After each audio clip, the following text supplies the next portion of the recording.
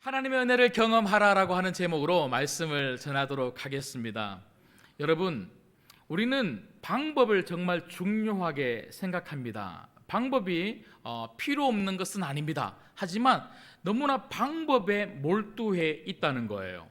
돈을 잘 버는 방법, 공부를 잘하는 방법, 일을 잘하는 방법, 인간관계를 좋게 하는 방법, 어떤 꼬인 문제를 푸는 방법, 건강을 유지하게 하는 방법. 온통 어떻게 살아야 내가 성공할 수 있을까?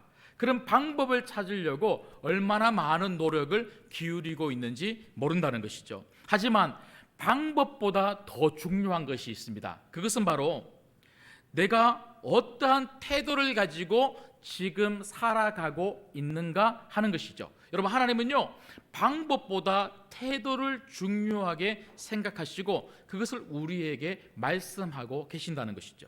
여러분, 방법은 언제든지 달라질 수 있습니다. 무조건 이 방법이야 하는 것들은 없다는 거예요. 우리가 살아가는 이 세상 어떤 시대입니까? 어떤 세상입니까? 매일마다 급변하는, 자꾸만 바뀌는 세상을 우리는 살아갑니다. 한 사람만 만나고 살지 않습니다. 다양한 사람들을 만나며 살아갑니다.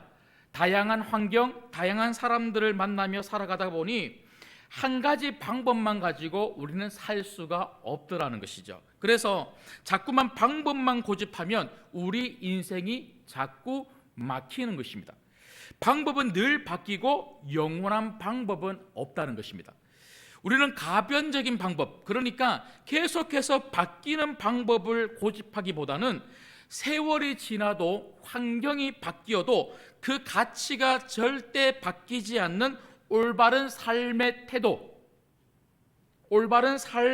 태도를 훈련해야 됩니다.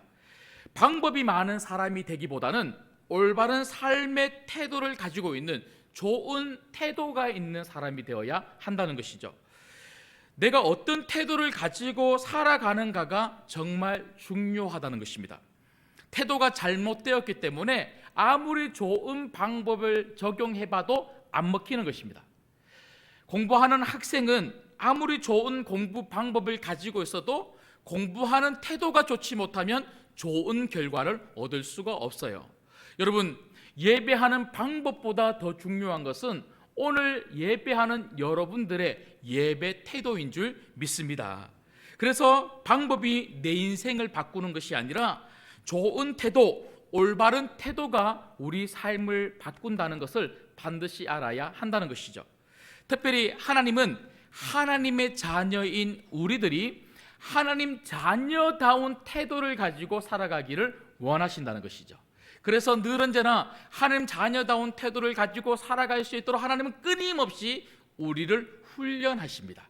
여러분, 태도는 그냥 뚝딱 주어지는 것이 아닙니다. 하나님 자녀답게 살아가는 삶의 태도는 그냥 주어지는 것이 아니라 끊임없이 훈련되어져야 되고 시간이 필요하다는 것이죠. 여러분, 오늘 또 단번에 이 한 번의 말씀 때문에 우리의 태도가 완전히 바뀌는 것은 아닙니다. 시간이 필요합니다. 여러분, 잘 생각해 보십시오. 우리가 예수님을 믿으면 그 예수님을 믿는 그 믿음 때문에 거듭납니다. 우리 이것을 중생이라 그러죠. 여러분, 중생하고 나면 여러분 끝입니까? 그렇지 않습니다. 여러분, 그리스도인이 되었다는 것은요, 단지 신분의 변화입니다. 우리가 그리스도인이 되었기 때문에 그리스도인답게 사는 것은 절대로 아닙니다. 여러분, 우리가 구원의 과정, 구원의 여정을 크게 보면 세 부분으로 나눌 수가 있는데요, 제가 앞서 말씀을 드렸던 것처럼 예수님을 믿음으로 거듭나는 중생하고 난 다음에 우리에게 주어지는 것이 무엇일까요? 바로 성화입니다. 그리고 이 성화의 과정이 끝이 나고 나면 우리 주님 품으로 우리가 가는 그날, 저 천국으로, 하나님 나라로 들어갈 때 우리는 영화의 몸으로 저 천국으로 들어가게 될 줄 믿습니다. 중생, 거듭남, 그리고 성화, 그리고 영화, 우리가 이렇게 볼 수 있는데요, 여러분, 지금 우리가 살아가고 있는 이 삶의 단계, 이 과정은 성화의 단계죠. 여러분, 성화가 무엇입니까? 성화는요, 예수님 닮아가는 거예요. 우리가 그리스도인이 되었다고 해서 완벽하게 예수님을 닮은 사람들은 아닙니다. 우리는 날마다 예수님을 닮아가는 성화의 이 과정 속에서 하나님은 끊임없이 우리를 다듬으시고 다루어 가신다는 거예요. 여러분, 그래서 좋은 성도는 어떤 성도입니까? 하나님께서 우리를 다루시고 우리를 훈련하실 때에 그 훈련에 우리를 맡기는 성도입니다. 그 훈련을 기꺼이 감사함으로 맡기고 그 훈련에 동참하는 사람들, 하나님이 우리에게 하시는 그 훈련에 동참하는 사람들은요, 하나님이 반드시 하나님이 원하시는 그 자리까지 우리를 데리고 그 자리에 세워주실 줄 믿습니다. 날마다 하나님의 훈련을 받을 수 있는, 하나님 훈련 때문에 성화되어져가는 예수님 닮는 여러분 되시기를 주님의 이름으로 축복합니다. 여러분, 오늘 또 말씀을 보십시오. 하나님께서는요, 엘리야를 부르실 뿐만 아니라 부르신 엘리야를 훈련하셨어요. 여러분, 당장 엘리야가 하나님이 부르셨다고 해서 큰 일을 할 수 있는 그런 엘리야로 서 있지 못하더라는 거죠. 여러분, 성경을 보십시오. 수많은 믿음의 사람들이 단번에 큰 일을 한 것이 아니라 끊임없이 하나님은 그들을 훈련해 가셨어요. 여러분, 지난주 우리가 말씀을 살펴봤던 것처럼 그릿시냇가는 하나님이 단지 엘리야의 목숨을 구하기 위해서, 보존하기 위해서 숨기신 피난처만은 아니었다는 거예요. 물론 그런 역할은 분명히 있죠. 하지만 그릿시냇가는 단순한 피난처가 아니라 하나님이 엘리야를 훈련하신 훈련의 장소였어요. 여러분, 지난주 우리가 말씀을 들었던 것처럼 먼저 하나님은 엘리야를 그릿시냇가에서 어떤 훈련을 하셨습니까? 바로 말씀에 대한 순종의 훈련이었어요. 여러분, 한 주간 동안 이 훈련 잘 받고 오셨습니까? 예. 아무도 대답을 안 하시네요. 네. 여러분, 지난주 말씀을 잠시 짧게 한번 기억해 봤으면 좋겠습니다. 엘리야가 어떤 훈련을 받았다고요? 하나님 말씀에 대한 순종의 훈련이었어요. 여러분, 순종의 훈련 세 가지 우리가 말씀을 통해서 확인했는데요. 먼저 첫 번째는 무엇입니까? 하나님께 순종하는 사람은 하나님에게 자신의 뜻을 꺾을 수 있어야 한다는 거예요. 여러분, 고집이 센 사람, 자신의 생각이 센 사람, 자신의 경험을 중요하게 생각하는 사람들은요, 하나님 말씀이 귀에 들어오지 않아요. 하나님 말씀에 순종할 수 없어요. 여러분, 하나님에게 여러분을 꺾을 수 있는 겸손의 사람들 되시기를 주님의 이름으로 소망합니다. 그런가 하면 하나님 말씀에 대한 순종 두 번째가 무엇이었습니까? 엘리야는 하나님을 신뢰하고 하나님을 믿었다는 거예요. 믿음이 없는 사람은 순종하지 않습니다. 여러분, 우리가 왜 하나님 말씀을 이렇게 듣는데도 불구하고 하나님 말씀 그대로 순종하지 못할까요? 하나님을 못 믿는 거예요. 말씀을 지킬 의지가 없는 게 아니고요, 하나님을 못 믿으니 하나님 말씀을 믿을 수 없고 하나님 말씀을 믿을 수 없으니 이렇게 하기만 하면 하나님이 축복하신다고 하는데, 이 길 가기만 하면 하나님이 인도하신다고 하는데 그 하나님을 못 믿으니 하나님 말씀대로 살 수가 없는 거죠. 하나님 말씀에 대한 순종 세 번째가 무엇이었습니까?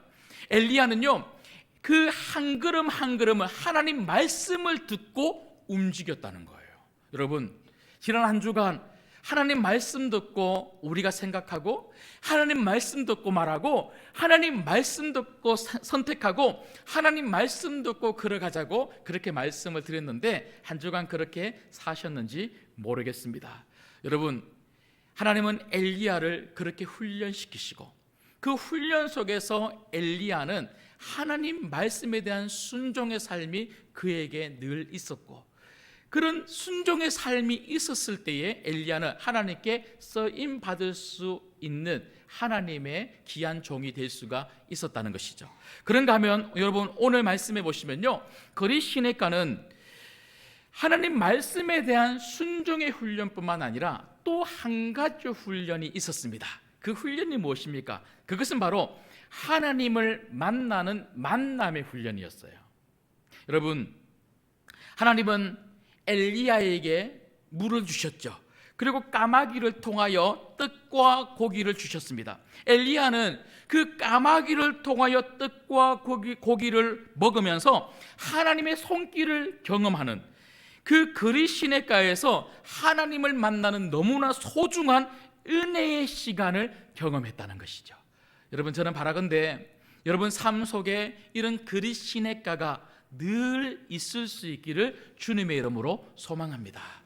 이런 맥락에서 하나님과의 만남의 훈련이라고 하는 큰 주제를 가지고 세 가지 오늘 말씀을 통하여 중요한 교훈을 받고자 합니다. 첫 번째는요, 홀로 있는 시간은 하나님의 만남을 경험할 수 있는 기회라는 것입니다.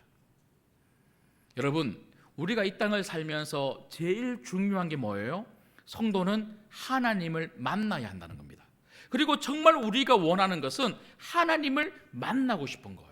여러분, 오늘 또 이 예배에 여러분들이 오신 이유는 하나님 만나기 위해서 이 예배에 오신 줄 믿습니다. 그런데 이렇게 여러 명이 함께 모여서 예배할 때에도 하나님을 만날 수 있지만, 정말 우리가 하나님을 제대로 만나는 그 자리는 어디냐? 그건 바로 나 혼자 있는 골방, 아무도 방해하지 않고 그 어떤 것도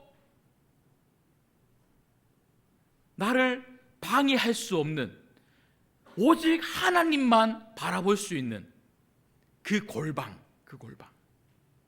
그 홀로 있는 그 시간, 그 시간이 너무너무 성도에게는 중요하다는 거예요. 여러분, 우리는 그런 홀로 있는 시간을 통하여 하나님을 더 깊이 있게 만나게 되고, 그 만난 하나님을 더 사랑하게 되고, 더 의존하게 되고, 그런 시간에 더 하나님 말씀을 읽게 되고, 하나님께 더 기도하게 되고, 하나님의 임재 안에서 은혜의 시간을 더욱더 많이 보낼 수가 있다는 것이죠. 오늘도 말씀을 보십시오. 하나님은 엘리야를 그리 시냇가로 가서 숨어 있으라고 합니다. 하지만 이것은 단순히 하나님은 엘리야를 숨기시려고 그곳에 보낸 것은 아니라는 것이죠. 오히려 하나님은 그 그리 시냇가에서 혼자 있는 엘리야를 만나 주셨다는 거예요. 여러분, 3절 말씀만 보십시오. 3절 말씀 보시면요, 너는 여기서 떠나 동쪽으로 가서 요단 앞 그리 시냇가에 숨고. 여러분, 여기 보시면 중요한 동사 두 가지가 있습니다. 하나가 떠나고 하나가 숨어라는 거예요. 숨어라. 떠나라, 숨어라.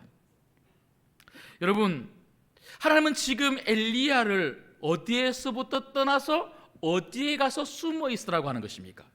지금 앞절에 우리가 말씀을 계속해서 살펴봤던 것처럼 엘리야는 하나님 말씀을 듣고 아주 담대하게 아합 왕 앞에 가서 하나님 말씀이 이렇게 이야기한다, 내 말이 있기 전에는 수년 동안 비가 내리지 않을 것이라고 아주 담대하게 하나님 말씀을 가지고 경고하죠. 그런데 오늘 말씀에 보면요, 하나님은 그 아합 왕으로부터 떠나서, 그 세상으로부터 떠나서 지금 그리 시냇가, 아무도 없는 곳, 아합 왕의 영향이 미칠 수 없는 곳, 세상과 단절된 곳, 혼자 있는 곳, 외로운 곳, 그곳에 숨어 있으라. 여러분, 왜 숨어 있으라고 했다고요? 혼자 있는 엘리야를 하나님이 만나 주시기 위해서. 그래서 여러분, 숨어 있으라고 하는 이 말은요, 하나님이 엘리야에게 데이트 신청하는 거예요. 엘리야야, 그리 시냇가로 가라. 거기 너 혼자 있을 거야. 아무도 없을 거야. 거기에서 나 너 만나고 싶다. 만나고 싶다.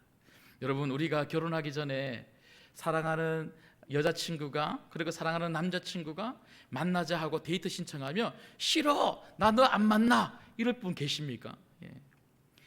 오늘 만나도 내일 만나고 싶고, 또 내일 만나면 또 모레 만나고 싶고, 막 전화해서 만나자 할 때마다 매일 만나고, 우리가 그렇지 않습니까? 여러분, 그렇듯이 하나님이 우리 보고 숨어 있으라, 혼자 있는 시간을 좀 가져라, 그 혼자 있는 시간에 내가 너를 만나주겠다, 이렇게 데이트 신청할 때 여러분 거절하지 않는 여러분 되시기를 주님의 이름으로 소망합니다. 사실 엘리야는 늘 하나님을 만난 사람이죠. 우린 그것을 너무나 잘 알 수가 있습니다. 왜냐하면 1절 말씀 여러분 보시면요, 엘리야가 하나님을 만나지 않았다면 하나님 말씀을 들을 수가 없었겠죠. 하나님 말씀을 들었기 때문에 엘리야는 담대하게 하나님 말씀을 아합에게 선포할 수 있었고요, 엘리야는 늘 하나님을 만났던 사람이었기 때문에 그 하나님을 만남으로 담대함을 얻을 수 있는 하나님 만남의 힘으로 아합 왕 앞에 설 수가 있었다는 거예요. 이게 참 중요하죠. 여러분, 특별히 1절에 보면요, 엘리야가 아합 왕에게 와서 하나님 말씀을 전하면서 어떻게 이야기를 하고 있냐면요, 중반부에 보시면 17장 1절 중반부에 보시면 내가 섬기는 이스라엘의 하나님 여호와께서, 내가 섬기는 이스라엘의 하나님 여호와께서 이렇게 말씀하고 있습니다. 여러분, 여기 섬긴다라고 하는 이 동사는요, 엘리야가 하나님하고 얼마나 친밀한지를 보여주는 아주 중요한 동사예요. 왜냐하면 여기 섬긴다라고 하는 이 동사의 원 의미는 서다라고 하는 그런 의미를 가지고 있습니다. 그래서 직역을 하면 이렇게 되는 거예요. 내가 서 있는 이스라엘의 하나님. 그러니까 지금 엘리야는 하나님 앞에서 늘 서 있었고 지금 또 하나님 앞에서 서서 이 말씀을 담대하게 전하고 있다는 것이죠. 여러분, 하나님 앞에 서 있다, 코람데오죠. 코람데오. 여러분, 우리는 코람데오라고 하는 말을 참 좋아합니다. 불꽃 같은 하나님이 우리를 지금 또 지켜보고 계시다. 그런데 나는 정말 그 하나님 앞에 얼마나 자주 서 있는가 하는 것이죠. 우리가 입으로만 고백하는 것이 아니라 코람데오, 얼마나 하나님과 날마다 동행하면서 살아가고 있는가. 여러분, 하나님 앞에 서 있는 내 시간이 얼마나 많은가는 내 삶의 성공을 그리고 승리를 우리에게 준다는 것입니다. 여러분, 우리 인생의 실패는 다른 게 아니고 하나님 앞에 서 있는 시간의 실패예요. 하나님 앞에 우리가 서 있는 시간들이 그만큼 작아질 때 우리는 우리 인생에 많은 문제를 가지고 살 수밖에 없더라는 것이죠. 여러분, 우리는 너무나 바쁘다 그럽니다. 바빠서 하나님 앞에 서 있을 시간이 없다, 하나님을 만날 시간이 없다, 그렇게 이야기를 합니다. 그런데 우리는 바빠서 하나님을 못 만나는 게 아니고요, 관심이 없어서 하나님을 만나지 못하는 것입니다. 여러분, 엘리야 시대는 어떤 시대입니까? 엘리야 시대는요, 모든 사람들의 관심이 하나님이 아니라 바알에게 있었어요. 그 바알 앞에 서려고, 바알 앞에 서 있는 시간들을 더 많이 만들려고 수많은 사람들이 그렇게 살았던 악한 시대가 바로 엘리야 시대입니다. 여러분, 지금 우리는 어떻습니까? 여러분, 우리 삶 속에 수많은 바알과 같은 것들이 얼마나 많은지 몰라요. 우리는 그 돈 앞에 서 있는 시간보다 하나님 앞에 서 있는 시간이 훨씬 많습니까? 우리는 건강이나 사람이나 학력이나 학벌이나 이 땅에 있는 수많은 것들을 정말 우리가 원해서 그 앞에는 열심히 서 있으려고 하면서 정작 하나님 앞에는 서 있지 못하는 우리들의 모습을 혹시 발견하고 있지는 않습니까? 여러분, 저는 오늘 말씀을 준비하다가 보니까요, 11조라고 하는 단어가 갑자기 생각나더라고요. 오늘도 여러분 헌금을 하실 때에 어떤 분들은 10의 1을 구분하여 하나님께 헌금을 드렸을 것입니다. 근데 여러분, 정말 우리가 하나님께 드려야 될 11조가 있습니다. 그건 바로 시간의 11조입니다. 여러분, 하루 24시간이라고 하는 시간을 하나님이 저희들에게 허락하셨어요. 이 시간을 우리가 우리를 위해서 마구 쓰다가 시간이 남으면 기도하고, 시간이 남으면 예배하고, 시간이 남으면 말씀 읽고, 여러분, 그렇게 하면 안 된다는 거예요. 이 24시간의 시간 중에 10의 1, 2시간만큼은 하나님께 드리면 좋겠습니다. 하루에 10의 1, 2시간을 하나님 앞에 드리면서 하나님 앞에 서 있는 시간을 한번 만들어 보십시오. 이 2시간이 여러분 인생을 바꾸고 여러분 가정을 바꿀 줄 믿습니다. 그런가 하면 두 번째는요, 홀로 있는 시간은 하나님의 돌봄을 경험할 수 있는 기회라는 것입니다. 여러분, 하나님은 우리를 만나 주실 뿐만 아니라 우리를 도와주시는 분이십니다. 하나님이 우리를 왜 만나 주십니까? 우리를 도와주시려고 만나주시는 거예요. 여러분, 오늘 말씀해 보시면 하나님은 엘리야를 그릿 시냇가로 부르시죠. 그곳은 사실 아무것도 그리고 누구도 없는 외부와 완전히 차단된 고립된 장소가 그릿 시냇가입니다. 여러분, 이곳은요 먹을 것도 없어요. 누구의 도움도 받을 곳이 아닙니다. 도와줄 사람이 어디에도 없습니다. 자칫 잘못하다가는요 죽을 수도 있는 생존의 위협이 있는 곳이 바로 그릿 시냇가입니다. 하나님의 돌보심이 아니고는 결코 버틸 수 없는 곳. 여러분, 우리 생애에 하나님은 그런 시간들을 허락하실 때가 있다는 거예요. 하나님의 돌보심이 아니고는 결코 버틸 수 없도록. 그런 그릿 시냇가와 같은 이런 시간들을 통해서 우리가 배우는 게 뭡니까? 하나님이 우리를 책임지신다는 것입니다. 그리고 하나님이 반드시 우리를 도우신다는 것을 그런 그릿 시냇가의 시간들을 통해서 하나님은 경험하게 하신다는 거예요. 여러분, 오늘 또 4절 말씀을 보시면요, 하나님은 엘리야를 그릿 시냇가에 가라고 말씀하시면서 어떤 약속의 말씀을 주십니까? 4절 말씀에 보시면 그 시냇물을 마시라. 내가 까마귀들에게 명령하여 거기서 너를 먹이게 하리라. 하나님이 까마귀들을 통하여 고기와 떡을 주시겠다고 약속하고 있어요. 여러분, 이 약속의 말씀이 이루어졌을까요? 예, 이루어졌죠. 6절 말씀에 보면요, 까마귀들이 아침에도 떡과 고기를 저녁에도 떡과 고기를 가져왔고 그가 시냇물을 마셨으나.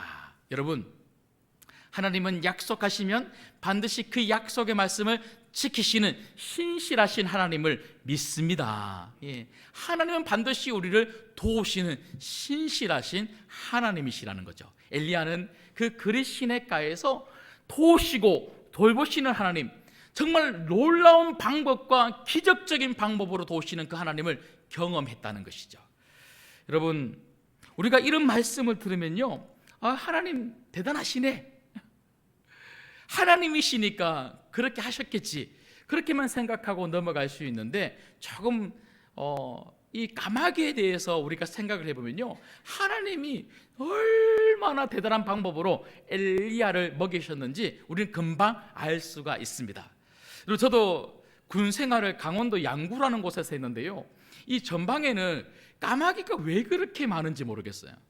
여러분, 이 밑에서 보는 그 까마귀하고요 전방에서 보는 까마귀는요 완전히 달라요.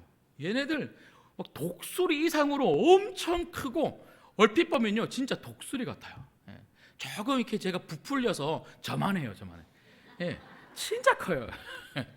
진짜 엄청 큰데, 근데 이 까마귀라는 이 짐승이, 이 새들이요 잡식성이잖아요. 그래서 마구 막 보이는 대로 엄청 개걸스럽게 막 먹고요, 심지어 까마귀들이 막 모여 있는 곳에 가보면 그곳에 어김없이 뭐가 있어요? 시체가, 시체. 예, 동물들의 그 사체가 그렇게 있어요. 여러분, 그래서 잠언 30장 17절에 보면요, 까마귀에 대해서 묘사를 하면서 어떻게 묘사하고 있냐면요, 눈알까지 먹는 까마귀, 그렇게 묘사하고 있습니다. 아주 잡식성에 개걸스럽게 먹는 그런 까마귀. 여러분, 그러니까요 까마귀는 사실 누구를 이해하는 그런 짐승, 그런 새가 아니라는 거예요. 자기 입에 있는 것을 배고픈 사람을 위해서 전해줄 그런 까마귀가 아닙니다. 그냥 보이는 대로 먹어치우는 게 바로 까마귀예요. 그런데 이 까마귀가 보이는 대로 고기를, 보이는 대로 떡을 먹어치운 것이 아니라 그걸 물어다가 엘리야를 위해서 아침에도 갖다 주고 저녁에도 갖다 주고 그 다음 날에도 계속해서 갖다 주는 까마귀가 되었다는 거예요. 여러분, 이것은 하나님이 아니고는 할 수 없는 방법이죠. 여러분, 우리가 생각할 때는 이 일이 되겠나 싶어도 까마귀를 통하여 엘리야를 먹이신 하나님, 여러분, 우리가 생각할 수도 없는, 청량할 수도 없는 엄청난 방법이 다 하나님에게 있는 줄 믿습니다. 내가 방법을 찾는 게 아니고 하나님이 찾으시는 거예요. 내게 중요한 것은요, 방법을 찾는 게 중요한 게 아니고 그저 하나님 앞에 하나님이 원하시는 삶의 믿음의 태도를 보이기만 한다면 나머지는 다 하나님이 알아서 하셔서 방법을 하나님이 찾으셔서 우리 인생을 도우신다는 거예요. 여러분, 그러고 보니까요, 제가 앞서 말씀을 드렸던 것처럼 까마귀는 시체를 먹습니다. 동물의 사체를 먹어요. 여러분, 그래서 레위기 11장 15절에 보면요, 이 까마귀에 대해서 어떻게 이야기를 하냐면 부정한 짐승이다, 이렇게 이야기해요. 여러분, 하나님은 그 부정한 짐승을 사용하셔서 엘리야를 먹이셨어요. 왜 그럴까요? 여러 가지 이유가 있겠지만, 여러분, 지금 엘리야는 그릿 시내가에 뭐 하러 왔습니까? 숨기 위해서 들어왔어요. 그러면 다른 사람들이 찾아오면 안 되는 곳이어야 되고요, 사람들이 쉽게 발견하면 안 되는 곳이어야 되는 거죠. 여러분, 생각해 보세요. 까마귀들이 모여있는 그릿 시내가 부정한 짐승들이에요. 사람들이 올까요? 안 오겠죠. 사람들은 까마귀에게 주목하지도 않아요. 혹시라도 까마귀를 만날까봐, 까마귀를 만지게 될까봐 까마귀를 피해 다니는 당시의 사람들. 그러니까 하나님은 까마귀를 통하여 엘리야가 들키지 않도록, 그리고 아무도 찾아오지 않는 그 그릿 시내가에서 엘리야를 먹이셨다는 거죠. 여러분, 하나님은 정말 대단하신 분이십니다. 이런 여러 가지 하나님이 생각과 하나님의 뜻을 가지고 엘리야를 도우시고 엘리야를 먹이시고 엘리야를 살려 주셨다는 것이죠. 여러분, 저도 하나님께서 많은 까마귀와 같은 성도님들을 통해서 참 많이 도우시더라고요. 제가 몇 번 유학 이야기 말씀을 드렸지만, 제가 영국에 갔을 때 당장 공부를 시작할 때만 해도요, 학비가 없잖아요. 제가 벌었던 그 사례비를 모아두었던 그 돈을 가지고 제가 유학 가면서 비행기값 내고 어학연수비 1년치 내고 나니까요, 돈이 하나도 없었거든요. 그런데 어학연수를 하다가 중간쯤 이제 학교로 하나님께서 길을 열어주셔서 학교로 들어가게 되는데 당장 학기를 낼 돈이 없는 거예요. 그래서 하나님께 기도했죠. 하나님께 간절히 기도했을 때에 어떤 일이 일어났냐면요, 하나님이 제가 다녔던 그 의학원, 그 영어 학원의 원장 선생님, 그 선생님의 마음을 감동시켜 주셔서 저를 부르는 거예요. 불러서는 이번 달까지 네가 그만둔다는 건 이제 들었는데, 원래는 주수로 계산해서 몇 주 돈만 네게 리펀드 해줘야 되는데, 그런데 너를 위해서 한 학기 돈을 저한테 다 돌려주는 거예요. 사실 그만큼 큰 돈을 제가 돌려받을 수 없었거든요. 그런데 하나님이 그 사람의 마음을 감동시켜 주셔서 한 학기의 돈을 제가 돌려받아서 그 돈을 가지고 학비를 냈어요.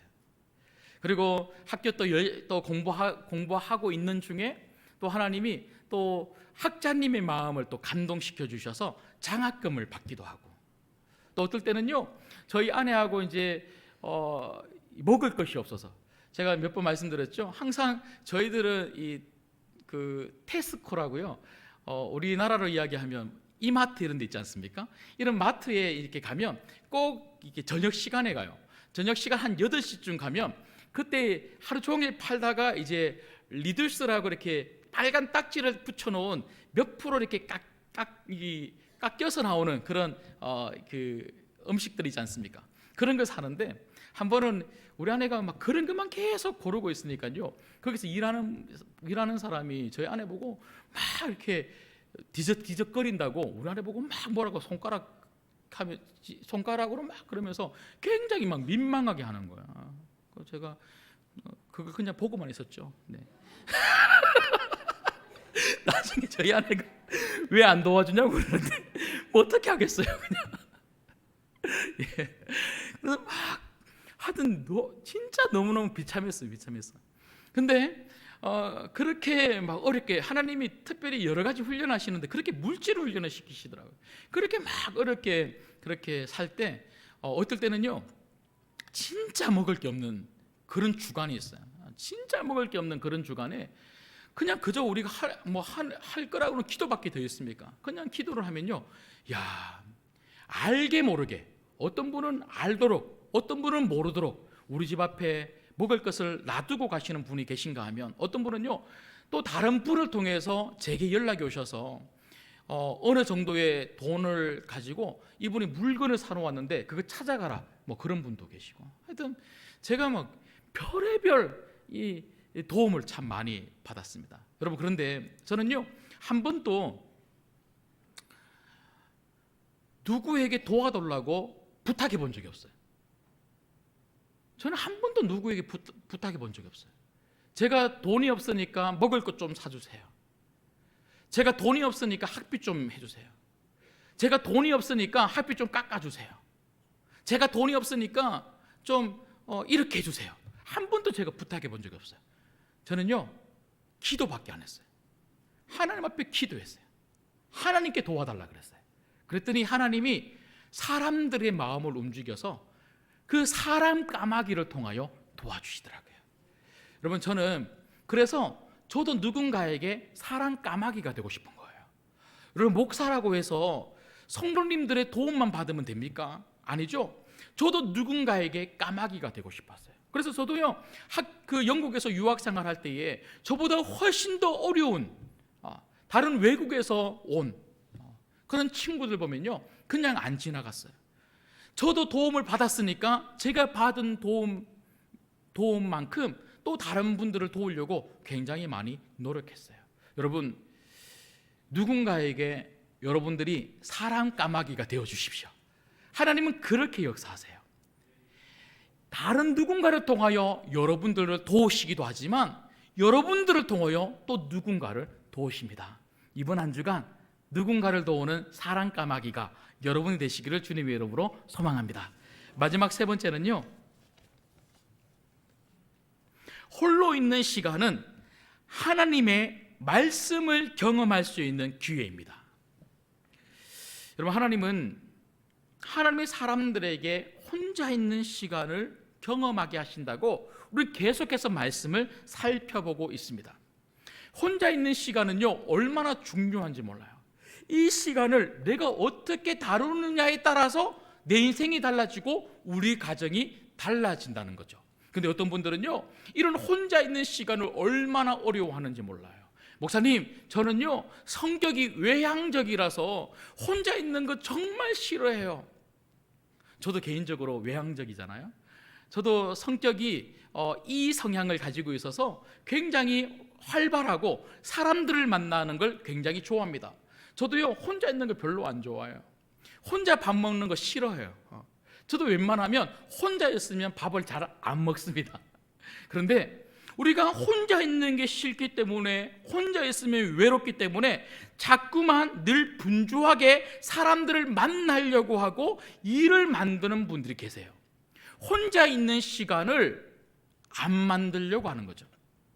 심지어 집에 오면 혼자 있으면 왠지 쓸쓸하니까 TV를 틀어놓는 그런 분들이 계세요. 여러분, 혼자 있는 시간이 없으면 하나님을 만날 수 있는 시간이 없는 거예요. 밖에 나와서 늘 사람들하고 일하고, 심지어 쉬는 시간에도 사람들 만나서 이야기하고, 집에 가서도 TV 틀어놓고 그 TV 소리 들으면서 소파에 앉아있고, 혼자 있는 시간이 없으면 언제 우리가 하나님을 만날 수 있습니까? 혼자 있는 이 시간을 통해서 내가 정말 하나님을 만나는 시간으로 만들 때 내 인생이 얼마나 풍성하게 바뀌고 달라질 수 있다는 것이죠. 여러분, 그런가 하면 우리는 이런 혼자 있는 시간을 통해서 그 하나님을 만남으로 우리는 어떤 유익을 얻을 수 있습니까? 그건 바로 하나님 말씀을 들을 수가 있다는 것이죠. 혼자 있는 시간을 통해서 하나님을 만나야 하나님 말씀을 들을 수가 있고, 하나님 말씀을 들을 수 있어야지만 우리가 영적으로 자랄 수 있다는 거예요. 여러분, 성도는 영적으로 자라야 영적인 힘이 생깁니다. 영적인 힘이 생겨야 어떤 어려움도 이겨나갈 수 있고 그 영적인 힘으로 그 모든 환경을 돌파할 수가 있는 거예요. 성도는 영적인 힘으로 환경을 끌어가는 사람이 되어야 되는 거죠. 환경이 우리를 끌어가는 것이 아니라 영적인 힘을 가지고 우리가 환경을 끌어가야 된다는 것이죠. 그래서 사도 바울은요, 우리의 육은 날마다 쇠하여지지만 속 사람은 날마다 강해진다, 그렇게 말합니다. 여러분, 어디 우리 육체뿐입니까? 이 땅에 보이는 모든 것들은요, 이 땅에 존재하는 모든 것들은 시간이 가면 갈수록 쇠퇴해져 갑니다. 하지만 우리의 속 사람은요, 날마다 주님 앞으로 갈 때까지 강건할 수 있다는 것이죠. 근데 여러분, 우리는 어떤 사람입니까? 육신도 쇠퇴해져 가고 우리의 영혼도 쇠하여 가는 사람이 아닙니까? 아니면 비록 육신은 쇠퇴해 가지만 우리의 영은 날마다 강건해 가고 있는 영적인 힘을 가진 성도가 맞습니까?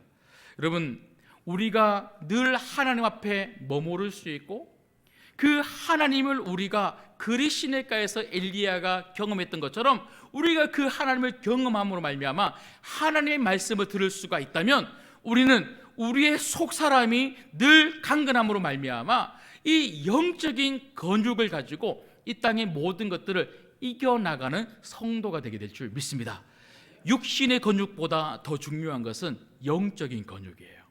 우리가 왜 넘어집니까? 왜 정신적으로 피폐해져 갑니까? 왜 어떤 문제가 생겼을 때에 이것을 이길 힘이 없습니까? 육신의 건강이 없어서가 아니라 영적인 건육이 없어서 그런 거예요. 하나님 말씀은 우리의 영적인 건육이 됩니다. 이 하나님 말씀으로 날마다 자라시기를 주님의 이름으로 소망합니다. 여러분, 오늘 또 말씀해 보시면요, 엘리야, 하나님은 그 엘리야에게 2절 보십시오. 2절 보시면 여호와의 말씀이 엘리야에게 임하여 이르시되, 하나님은 엘리야에게 말씀하셨죠. 그리고 5절 말씀에 보면요, 그가 여호와의 말씀과 같이 하여, 엘리야는 그 하나님 말씀에 순종했죠. 그리고 6절 말씀에 보면 그 순종의 결과로 하나님 말씀이 이루어졌죠. 여러분, 이 패턴이 보이십니까? 하나님 말씀을 듣고 그 말씀에 순종하니까 그 말씀이 이루어진다. 여러분, 그리시네가는요, 하나님이 엘리야를 통하여 하나님의 말씀은 반드시 이루어진다는 것을 훈련하는 말씀의 훈련의 장소였어요. 여러분, 그러니까요, 이런 말씀대로 된다는 것을 엘리야가 그 그리시네가에서 배웠기 때문에 그 말씀을 통하여 엘리야는 그만큼 더 자라고 성장할 수가 있었다는 것이죠. 여러분, 성도는 하나님 말씀을 들어야 자랄 수 있습니다. 그리고 그 말씀에 순종함으로 우리는 우리 삶 속에 말씀의 근육이, 믿음의 근육이 생기게 될 줄 믿습니다. 이번 한 주간 또 말씀을 들으십시오. 그리고 그 말씀대로 순종해 보십시오. 그 말씀대로 이루어짐을 여러분들이 여러분 삶 속에서 반드시 경험하게 됨으로 말미암아 말씀 안에서 자라는 말씀의 사람들이 되게 될 줄 믿습니다. 말씀을 맺겠습니다. 여러분, 엘리야라고 하는 이 이름의 뜻이 뭐라고요? 엘리야? 제가 이 엘리야와 관련된 말씀을 전하면서 첫 번째 주에 말씀을 들었는데요, 이 엘리야라고 하는 사람의 이 이름의 뜻은요, 여호와가 하나님이시다, 이런 의미를 가지고 있습니다. 여호와가 하나님이시다. 여러분, 하나님은 엘리야를 부르시고 그 엘리야의 이름처럼 끊임없이 하나님이 하나님이심을 엘리야에게 보여주셨고 엘리야를 훈련시켜 가셨다는 것이죠. 그리시네가는요, 엘리야가 정말 여호와가 하나님이시라는 것을 경험한 훈련받은 장소가 그리시네가입니다. 하나님이 엘리야에게 나타나셨어요. 그리고 그 엘리야를 도와주셨어요. 그리고 그 엘리야에게 말씀하셨어요. 그리고 그 엘리야, 그리시네가에 홀로 있는 그 엘리야의 삶 가운데 말씀대로 이루어진다는 것을 엘리야를 통하여 경험하게 만들어 주셨다는 것이죠. 여러분, 이게 왜 그렇게 중요합니까? 그 하나님이 없이는 우리는 세상을 살 수가 없습니다. 하나님이 왜 이렇게 엘리야를 그레 시내가에서 훈련하십니까? 네 힘으로 사는 거 아니라는 거예요. 네 힘으로 저 아합을 이기는 것도 아니고 네 힘으로 저 이스라엘 백성들, 악한 이스라엘 백성들을 되돌릴 수 있는 거 아니라는 거예요. 네 힘으로 하늘을 닫고 하늘을 열 수 있는 것 아니라는 거예요. 하나님이 하신다는 것이죠. 하나님을 만나야 하나님의 능력을 덧입을 수 있고, 그 능력을 덧입을 수 있어야 세상을 이길 수 있는 성도들이 되게 될 줄 믿습니다.